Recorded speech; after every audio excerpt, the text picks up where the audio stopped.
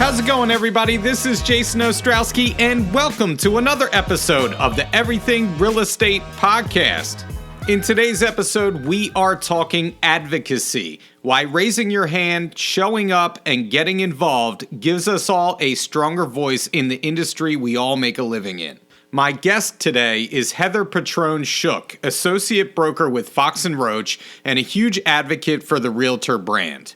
Heather's track record of service speaks for itself. She was the youngest president of the Greater Philadelphia Association of Realtors. She teaches broker-level and mandatory CE courses. She is a longtime Pennsylvania Association of Realtor board director. She has been a PAR district vice president and committee chair, and she now serves as PAR's treasurer for the year of 2025. And those are just a few of the many bullet points to her resume. In this conversation, we'll unpack what advocacy actually looks like, from local involvement to the national level, how policy decisions translate into your day-to-day business, and simple practical ways to plug in. So let's get into the conversation with my guest, Heather Petrone-Shook.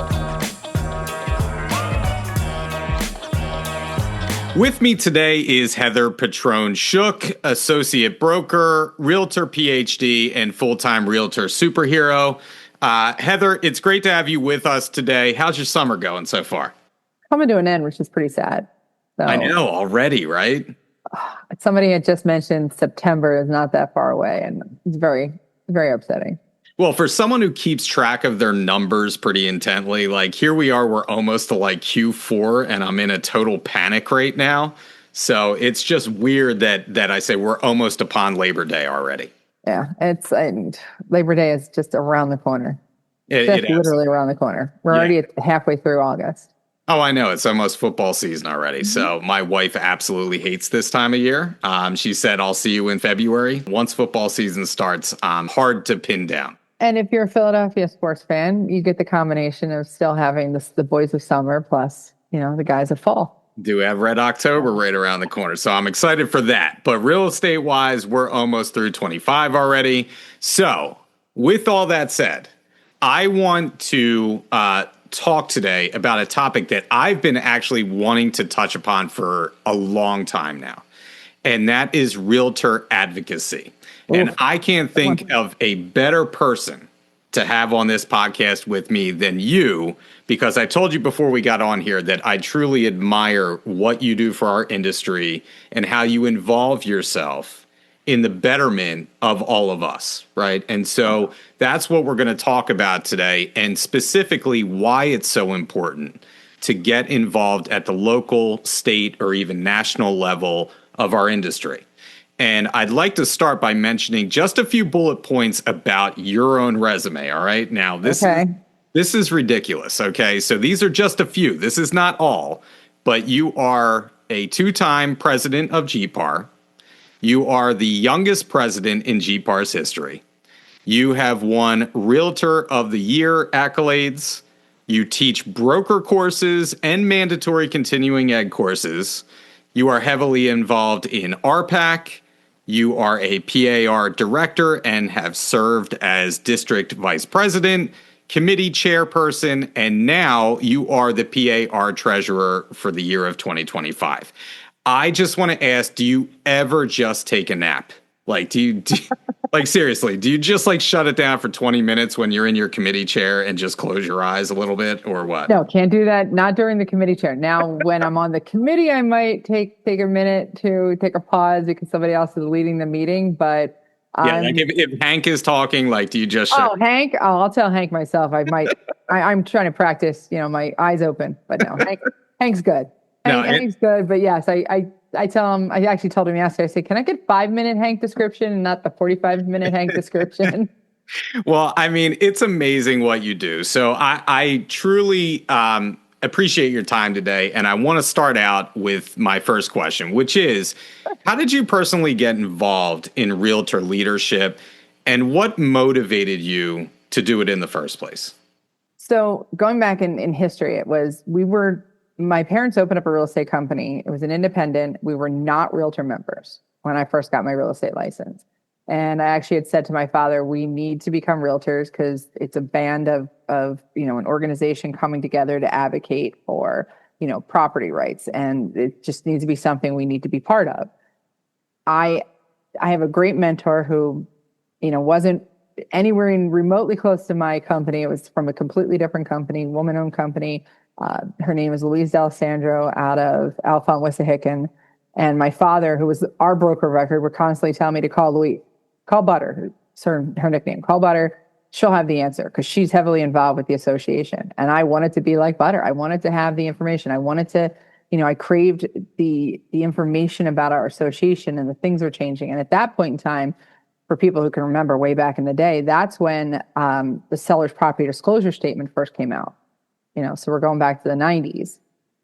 And I just wanted to be part of the information. I wanted to know what was going on. So when we finally became Realtor members, I walked into the association and I literally said, I volunteered, and my first committee was the awards committee. So I would help tally up everybody's awards and figure out where we're going to do. And then from there, it just steamrolled into a lot of other committees and grievance and so on and so forth. And it was just more so giving back to, pretty much the industry that gave so much to my family and I. So. Yeah, and you can tell, and I kind of follow the same path. I'm not as involved as you. I am on, boards and associations and task forces and things of that nature. But once you get that ball rolling, you get your foot in the door, you don't know where it's going to take you, right? And you see that time and time again with the people that we see constantly when we go out to Harrisburg or at the local level. These people are heavily involved and heavily committed to what they do. So I want to ask you, in your opinion, what does realtor advocacy really mean, and why should it matter to the everyday agent? I on 110%. Philadelphia. Let's just take Philadelphia. It is a political city, no matter which way you slice it and dice it. We just had the real estate transfer tax, which is a hot button topic, right? The Greater Philadelphia Association of Realtors immediately was on top of it. We have a GAD, Lexi is our government affairs director. It's the acronym for GAD, who is right there in our association. She was on top of it. She's in City Hall. She's walking the hall. She's talking. She's keeping her ear to the ground about anything that might come up because we've all seen it. A bill goes in, didn't necessarily say real estate on it, but it sure as heck had something. PGW bill, a whole different story. But we just had the real estate transfer tax, and the advocacy part was the Greater Philadelphia Association of Realtors. If they were to bankroll, the advocacy on their own, it costs a lot of money. We were able to then reach out to the state and the national, and with the assistance of the advocacy programs, able to put our voice out there for the people and let them know changing this real estate transfer tax is not a good thing, and here's why. And we can get the message directed to the right parties. And that's why when anybody who's listening to this gets a call to action from your association, you need to get that action going. If you're a member of the Greater Philadelphia Association of Realtors, you'll get specific information targeted that happens in Philadelphia. If you're a member of another association, you're getting information from those associations too about what's happening in the local area. Then it goes into the state level. The state then puts out things when we have stuff going on in Harrisburg. We do Day on the Hill, where we go up and we meet with everybody who's up in the Hill and the state capitol. Then we also do it nationally. We meet with senators and such. So advocacy is huge. It's huge in our industry. Absolutely. And seeing it firsthand, and I think that's where the disconnect comes in for a lot of agents, right? If they could actually see the process, and this is why I wanted to do this podcast, because if you can actually go out to Harrisburg for the PAR meetings, right? Yep. Or if you get involved at the local level, your local association, seeing it firsthand, being on just a task force, yep. Just seeing it, it truly opens your eyes to why it's important to do that part of the real estate business, right? And to get involved and to make sure that you are heavily involved in your own future, right? And what that means for you as a realtor, but also means for your clients And for yourself, I mean, you're talking about transfer tax. That involves everybody. And so things like that just don't happen on their own. It's people like Heather and other members that are working tirelessly to make sure that they're protecting you and also, the real estate interests as a whole. Yeah, So absolutely 100%. And there's, in some cases, like, flood insurance. When flood insurance comes out, that's not just impacting the city. That flood insurance impacts the entire state. So you might be doing deals in Bucks, Chester, Delaware, Montgomery counties. I mean, anywhere else. That's going to impact you and your clients. So that's a state level. So state level, that's where we go to state level, and we have advocacy there. We're the voice for our clients. We're the voice for the members. We're the voice for home ownership and property rights. absolutely. And so you're answering my next question already, but do you want to touch upon anything further about how local and state associations directly impact the laws and the policies that do shape our industry? Yeah, and that's just it. It's threefold. So the city, if we have something on the local level in your local association, you can piggyback to the state association for assistance, and then they can go to national and so forth. We pulled money from the National Association of Realtors for local campaigning and local efforts here at the city level. And they're all involved. They're there. What's right for our clients, what's right for the community, what's right for real estate. They're backing us. So it's a group event. So you have your local, your state, and then your national levels. So it all depends. Some agents are focused solely on, their own production, their own business, which I totally get that. What would you say to those people about the value of getting involved in the association, leadership, committees, et cetera? So education is, I'm keen on education and just keeping up with things. Forms are constantly changing and evolving, so that's one aspect, keeping abreast of the changes. Yes. Listening to, no offense, Hank and Casey and, Paige, but listening to your podcast, or listening to their webinars is great, but how about if you were at the table helping shape it? How about if your voice was heard? How about if you were bringing back the voice of, what you're seeing on the street? That type of thing. When it comes to legislation, how about if you were the voice in the room that said, I don't think this is right. How do we fix this? There are times where it's water cooler. You stand by the water cooler and you complain. Well, how about you do something about it? Do something about it. If you want to see the change, be the change. Gandhi, be the change you want to see. 100%. You are absolutely reading my mind. I mean, sometimes we go into sales meetings. I mean, you know how this is, and standard forms, right? And you talk about the changes that are happening, right? Some changes, and I'm talking strictly about Pennsylvania now, but some changes are happening to the mortgage section in the agreement of sale, the appraisal contingency.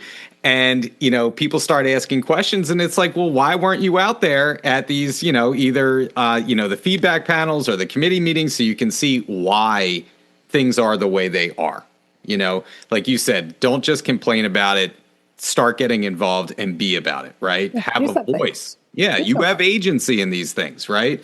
And that's a big part of it. And the other thing, I don't want people then to have the reaction of, well, nobody listens to me. That's not true. Yes. Not true at all. We are constantly listening to people's ideas and thoughts, and and it's not just it's our forms. These are our forms. These are our documents.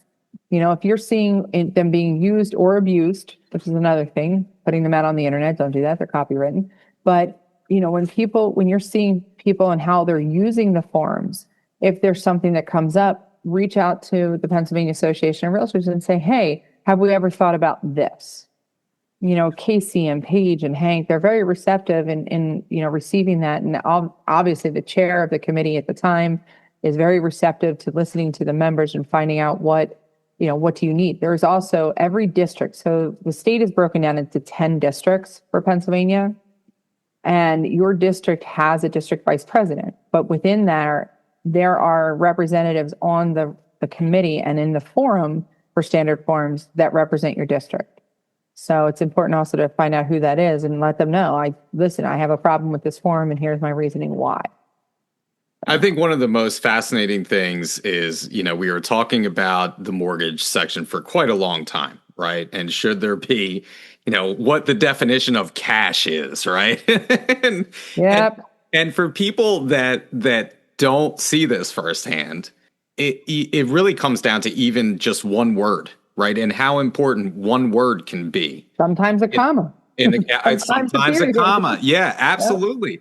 So it is fascinating to see kind of how the quote unquote sausage is made when you go out there, right?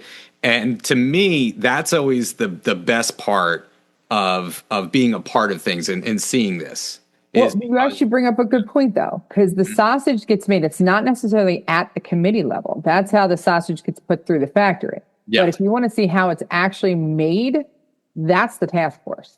Yep. And the feedback panels are really, some people come Yep. up to the microphone and have great points that you don't think about. And so it really gives you something to think of when you're going over the agreement of sale, when you're involved in the changes that could be taking place. It's an amazing process to behold when you're out there. Well, if anybody is looking for something to do in September, come on up to the There you meeting. go. Harrisburg is beautiful in September. It is gorgeous. Take a walk along the river there, It's a great time. The Senators might still be playing. I'm not 100% sure, but come in September, September 15th through the 17th. And I want to say the 16th. I can check my calendar. Standard Forms is on the 16th, I believe. I want to ask, what's it like being a line officer or a committee chair? What's the most rewarding part of what you do? Because you put in the hours to this. Honestly, it's the people, getting to know the people. So I went from local, where I got to meet a lot of people in and around Philadelphia and the surrounding counties, to now I've expanded to the entire Commonwealth. I have friends in Erie and Pittsburgh and Center County and, in the North and in the Poconos, that it's expanded my sphere, my people. So if I need something, I drop a phone call, text message.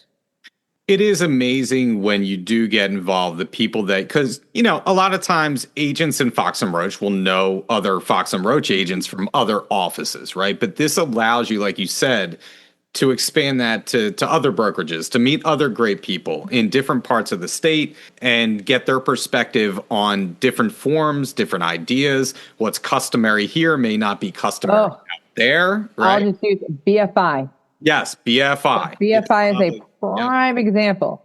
I mean, even if you go the Lehigh Valley, the BFI. Nope. Right? You cross over, and it does not exist in other parts of the state. So you're right. Yeah.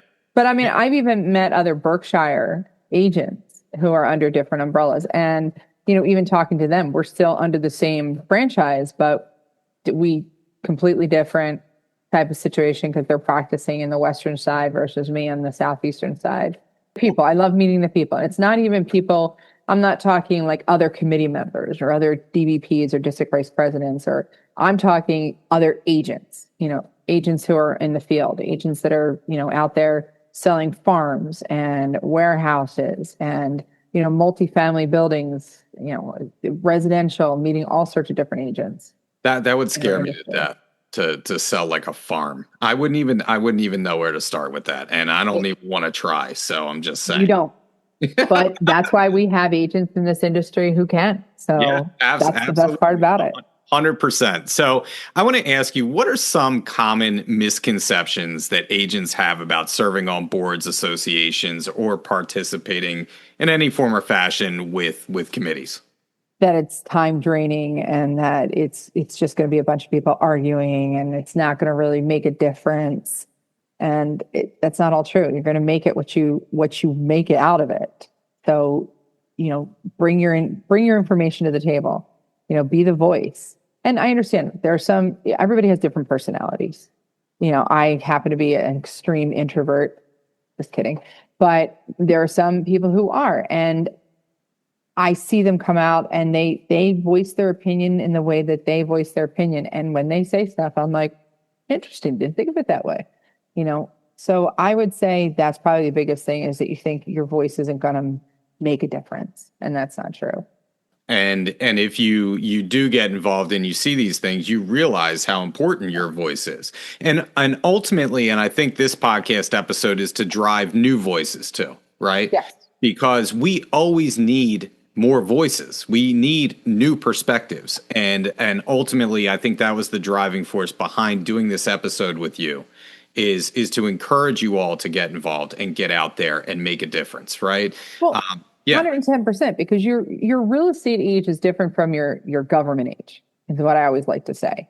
So we have brand new agents in this industry who are bringing with them valuable information from their careers and before. And we have brand new agents who just graduated from college and are bringing a whole different perspective on the industry and what it should be like. And then we have agents who've been in the business for decades and generations who have the longevity. So it's always great to get new input and new vision on it and a new perspective on what's happening to our industry and how they're being impacted. 110%. 110%. And you began this podcast by talking about just being a realtor rather than just, a sales associate, salesperson, right? So why is protecting that realtor brand over the years for you? Why is protecting that realtor brand and the industry as a whole right now more important than it's ever been? Because it means something. We have integrity. We have a code of ethics for a reason. We not only subscribe to our local RELRA rules and regulations of what we will and won't do, but we actually put it out there even further and saying, if I do, take me to task on it. These are the things I'm putting and branding and putting my name on every single day. I'm going to do these things and I subscribe to them. And that's really what it is. A code of ethics is it's armor. I believe in it. And I put it on every single day, in every transaction. And Heather, I'm sure you feel kind of like I feel, and I've said this before on the podcast. I feel like we all should work to be a shining light in our industry. And the code of ethics is one of those ways that helps us to do that, right? To perform our jobs, not only at an optimum level, but at a level where everybody is playing by the same rules and everybody has a fair chance to do their job and do it well. Right. Well, and not only that, you have, and there have been times where I have come up against an agent. I've said, hey, you might not realize this, but, this is what you're going for. Because let's be honest, agents sometimes don't have a chance to read every line of the code of ethics. They just sign something and said, I agree to it. I believe in it. But they really do deep down inside. If you were to ask an agent, they would come up with a whole bunch of, basic bullet points that they say, this is what I stand for, and it leads to the code. So they're already subscribing to it. They just don't necessarily know exactly which article it is, but they already subscribe to it and they believe in it because it's their code. So that makes them realtors. I do want to say you got a great realtor background right now on your Zoom background. Over my shoulder. And when we first came on, that forced me to change my background because I was way too casual and absolutely did not match the professionalism. Speaking of the code of ethics and professionalism, did not match your professionalism, so I had to switch my Zoom background. Just want to make that known. So what's your message to agents who may feel like their voice doesn't matter when it comes to advocacy? We touched upon that a little bit, but I think many agents feel that way, right? So what does that mean? What message can you send them? I could say, don't become quiet. Still make your voice louder and stronger than you can ever do it. And I'll help you. I am not unapproachable. You can approach me at any point in time. You need help, or if you're not sure who can go ahead and help you with that, I'd be more than happy to assist and say, this is the right direction where you should call, or this is the people you should call, and this is how we should do it. Because we're together. It's a force. If it's affecting you, it's probably most likely affecting a good percentage of other realtors out there, so that we could do it together. We're better together. If you truly care, get involved. Yeah, but they also might not, and so now that I'm thinking about it, they also might not know how or who or where. Yes. So having the resources there is very helpful. And I would say start with your local association and call them and say, hey, this is my problem. Who do I go to, or who do I talk to? Talk to your representative. I'm here. I'm the treasurer. I handle financials, but I also have background in the other things too. District vice presidents or whatever. I reach out to somebody who might have the information, because it might just be the fact that they're not sure who to go to or where to go. So, what are some of the first steps an agent can take to get involved in their local boards or association? Pick up the phone. I mean, pick up the phone. If we're constantly looking for people who are interested in task forces at the state level. I know that most associations are absolutely looking for any sort of involvement on local committees. All of the associations I know around us have some sort of a leadership program. The state association also has a leadership program, which I've gone through that. It's an amazing, situation to go through. National Association has a leadership program that you can go through and apply for. You can apply to be on committees. That comes out every year. For the state association, your local associations also have that. I would just say pick up the phone. Pick up the phone and call your local association if that's where you want to start. Like I said, I started out on the awards committee. I started on the awards committee. And then it rolled into grievance, which then rolled into, professional standards, which then rolled into line officer, which then rolled in, but you don't have to take that path. But it was a matter of me picking up the phone saying, what can I do? Well, and you and I talked about this. You had mentioned this a little bit earlier on the podcast about just going out to Harrisburg and just seeing for, the fall meetings that are coming up, just seeing the process. You could go for the day if you wanted to, right? I invite anybody. I'm just going to look at my schedule here. I invite you the juicy day, as I like to call it, which is the day packed full of stuff, is going to be Tuesday the 16th. We have, starting out with legislative, standard forms, we have DEI, the finance meetings, and then you can go to your local district meeting at the end of the day. It's a day that's good packed. I invite you, if you want to come on. Send me a text message. You could tag along with me the whole day. You can come hang out with me if you're not sure where to go, what to do. Yeah, I think I'm happy. Yeah, I had someone that kind of helped me out my first time out there. And like you said, you're more than welcome to reach out to Heather. You can reach out to me, and we would be happy to guide you through the process of getting to these different events and seeing the different processes, the committees, all that kind of stuff, and what that means. And if you are concerned about driving out there and you're not sure, the train literally is right behind where we meet at the Harrisburg Hilton, so you could take the train. Mm-hmm. Easy. It's an easy straight shot. So, and it's not that long in the car. You and I were talking about the areas that we cover, and you were saying that the furthest you went out was Reading. Yep. And I said, me too. And that's probably less time in the car than it is to get to Harrisburg at this point. Well, I was just in Harrisburg yesterday for the finance committee budget hearing. So I just got back from there. So the turnpike, I'm on autopilot on the turnpike anymore. I know, me too. All right. So I want to end on this. And I ask everybody a bonus question at the end. Uh-oh. All right. So no, favorite animal's an octopus. If you were an animal, what would you be? We talked about like you being a realtor superhero, right? Mm-hmm.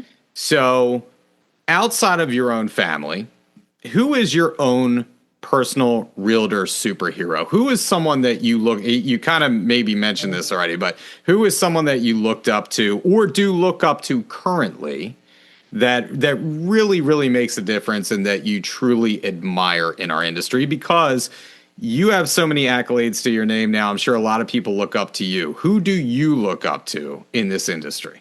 Well, still, it's definitely, I'd have to put all of the past presidents of my local association in there.